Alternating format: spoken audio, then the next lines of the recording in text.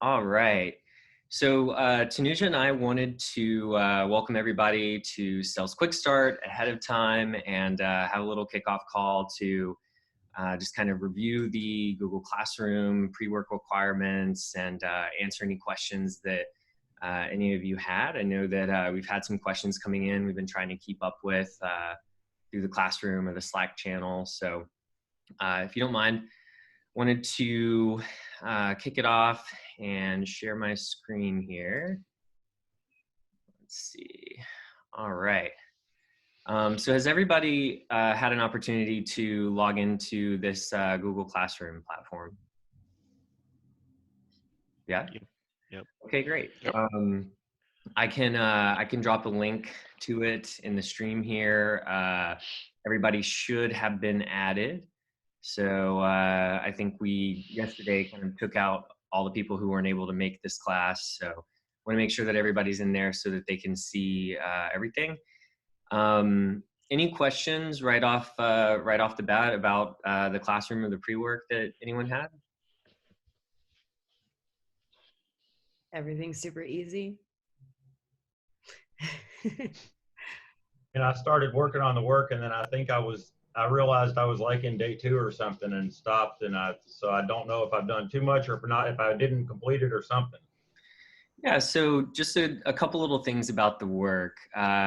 Basically, when it says, day 1 pre-work, this is like, we intend for you to start this after, let's say, the 3rd day of your general onboarding issues. So we try to cut off attendance for these classes 2 weeks prior to the class taking place so that you have 3 days to get through that general onboarding issue. And then the other 8 days you have to spread out this pre-work, because it's a solid 10 hours, probably all in if you watch every minute of every video and take 20 minutes to read each web page. So, don't expect people to kind of put in that much, but we do have these assignments that are kind of designed to be user-friendly for you. So with this day 1, for example, each of these assignments here has a due date on it. So when you look at the classroom in the stream, you should be able to see what's due today, what's due tomorrow.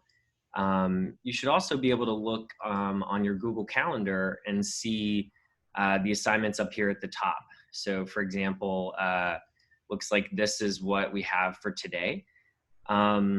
It's not like it counts against you or anything if you don't do the assignment on the due date. Everything in this classroom is a completion grade. So don't kill yourself trying to do everything on time, but as long as it's all done before we meet in San Antonio. But I wanted to point out that it's on your calendars. I'm pretty sure the platform sends automated emails that look like they're coming from either Tanuja or I, reminding you that things are due and so on. So that's not us prodding you. That's the platform. If you receive those types of emails, as we go through and grade these assignments, you may receive an email saying that this item has been returned to you. A lot of people think that that means we're rejecting it. No, it's just like a teacher handing back a graded paper is what it means. We're giving credit for the work and everything else. And I'm trying to write like nice little notes in there, like nice work or good job or whatever, so it's like complete and done. And for those who gold star. Yeah, gold star. That's a good one. I'll use that one. which by the way may kick off 2 emails that are automatic. So again, we're sorry for that. For my people who like to work on pads or phones, Google Classroom does have a mobile app. If you'd like to use that to kind of work on your phone or your iPad or whatever, it's a pretty nifty little free app that they have that works with this. But just a couple things here. These quizzes aren't designed to be very hard. Just reading the material, kind of guiding you through those learning points. Most of the assignments here are either a very short 5-10 question quiz or a question. It's asking either your opinion about something or it's asking you to have a coffee chat with somebody. Being all remote, we're in our own individual silos. So we really want to encourage people to reach out to their peers, their managers, their random people, and ask them about the industry, about the competition, about business development, things like that, to kind of start that process of making friends and social learning. The main thing that I wanted to cover on this one is the thing that people have the most questions about. So this is the sales action and role plays. But I guess before we talk about that, we should talk about Command of the Message. So we have 2 e-learning courses here for Command of the Message. Each one of them takes a solid 2 hours to complete, right? So this first one is on Command of the Message. This links to Learn, or YLearn, however you say that. It's a third-party platform run by Force Management. You should be registered. You should have received an email with your registration there. We have some instructions on what to do if you're not able to access it. But you'll want to take the 2-hour course on Command of the Message, and then the 2-hour MedPIC course before you attempt these role plays, because then it'll make more sense. The other thing I would tell you is to make sure that you pay attention to the value framework here. This is our kind of holy grail sales document. It's the collaboration of really brilliant GitLabbers from all over the world that have come together to put these materials out there to kind of make it easier for you to ramp up and have those value-driven conversations. So back to the sales action and role plays. I know that many of you have probably seen this last night. We put out basically partner assignments. This is the first time we've done partner assignments because it's not always easy to self-organize, and we want to make sure that people are getting this practice. Again, don't kill yourself on these mock calls, okay? This is not like Tanuja and I are judging you harshly. It's a completion grade. We just want to see that you're doing the role play, and that in the pair you're able to maybe learn something from each other and ask each other questions. I know from the survey we have a lot of really great experience coming to the classroom, so I'm excited to have that interaction and get those experiences shared. I warned you guys I talk too much, so sorry. Well, I'll break it for a second. I mean, I would say that this role play is kind of a warm up for the in-person role plays that we're planning to do at Sales Quick Start. So it's just to prepare for that. I mean, it's not really, and everybody who leaves Sales Quick Start, I feel like finds the role play so valuable that they're like, we should do more of these. We should connect on Zoom and do more. So it's just really good practice. So quick question on this. Some of us were in Command of the Message a few weeks ago in Vegas, and we're doing the post-com homework, and we're also watching the pre-Quick Start Command of the Message. So watching the guy in the blue shirt 3 times in a row. Is there any way to kind of jump over some of that? Absolutely. Just go in here and just hit mark as complete. Okay. Command of the Message e-learning courses. If you've either already attended in person and or you've taken the courses, then just mark it as complete. You totally don't have to do that. This is the first time that we have married Sales Quick Start and Command of the Message in one function. Right. So we have an odd situation where some people have taken it, and there's a bit of overlap. So Thank you for that question. Yeah, no worries. I went back. Some of the stuff was good, like the mantra and a couple of those. I wanted to, revisit them. But then some of them, I'm like, oh man, I'm confused as to which course I'm watching. Yeah. Okay, thanks. It runs together after a while, especially if you try to do it in one day. I empathize with that. But just a quick note on this buyer brief thing, right? So this buyer brief, the classroom should make a copy of this document for each person automatically, but just really simple, what is the name of a customer that you're currently working with, or that maybe that you worked with in the past, or you can look at our case studies and kind of make one up based on that reverse engineered case study. But what's the background? What's the problem we're trying to solve? What's it going to take to solve the problem, right? Once you complete your buyer brief, you want to then give that to your partner, and then your partner will give their buyer brief to you. And then each of you will complete a seller prep sheet, and you'll want to use that value framework to help you do this. This is just kind of getting us in the habit of preparing for calls, preparing for conversations. What kind of questions are we going to ask to draw out these pain points? You know, how are we going to differentiate ourselves against our competitors? And how are we going to talk about how we do it better, give you a chance to practice the mantra and so on. And certainly we'll have a chance to do this in class too. It's just, you know, we like you to do it ahead of time with each other to get that practice so that the first time you do it isn't with like super smart product marketing person or manager. You know, it's maybe a little less intimidating if you've had one round first. So there's that. And then the last thing, you know, you record your mock call. Each person's playing the buyer and the seller. And then for this assignment, when you upload your recording, you're uploading the recording of you as the seller. So tried to spell all that out here. Do y'all have any questions about that? What is the, so is that, it looks like that's due next week, beginning of next week. So I actually flew to Seattle yesterday for 2 demos, and I've got to figure some stuff. I've got a demo Friday where I'm modifying code for a demo, figuring out how to make things go. So I don't know that I'm going to complete these things this week that I'm supposed to, because So I've got to get these demos done.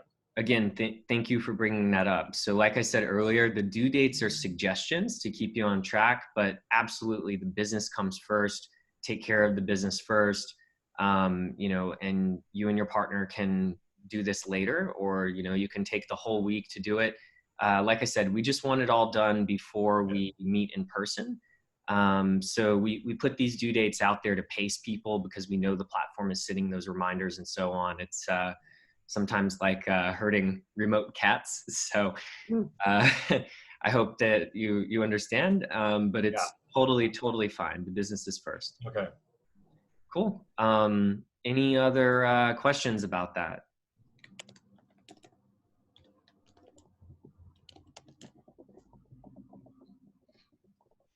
All right. So one more assignment that people sometimes find tricky is the phone a friend on competitors. So we're actually asking you to have 3 coffee chats with 3 different people and ask them what they wish they knew about the competition when they started that they know now. So this is a way for us to kind of aggregate the experience of many GitLabbers all over the world and see what people are talking about. It's going to help us update our competitive materials and so on. So I think that this is an important assignment that is sometimes overlooked. That's pretty much it. The rest of the stuff is pretty simple. You know, hey, update your LinkedIn. You work here now. That's like, we're making history, right? The biggest all remote company in the world. So we want to put that out there on LinkedIn, creating an issue in the sales enablement sandbox, and signing up for Zendesk. So that is pretty much it. These are the in-class assignments. So this is the stuff that we're going to be doing in class. If you want to take a look at it, don't have to do anything with it now. And then we have some post-class stuff. This post-class stuff doesn't apply to everyone. So, you know, for example, outreach is probably going to be more for like SDRs or inside sales. Chorus is pretty much for everybody. Chorus is a really cool conversation analytics platform. It can transcribe every word you're saying. You can go in there and search for Jenkins and cross-reference that with closed won accounts in Salesforce and go listen to some of your peers that have gone up against Jenkins and hear what the customer is saying about them, for example, and how they overcame those objections. So I'm a big proponent of Chorus personally. Clary for salespeople, if you're in a role where you need to forecast, this is linking to another Google Classroom, sorry, where, you know, it has these very short topical videos. I try so hard to keep these videos under 5 minutes because I have the attention span of a grasshopper. So with that, you know, if you're in a role where you have to forecast, then this is an appropriate assignment. If not, you can disregard it or just mark it as complete. Creating a territory plan. So some of you may have done this in the interview process. We just want to know that you're kind of thinking about that and kind of planning it out.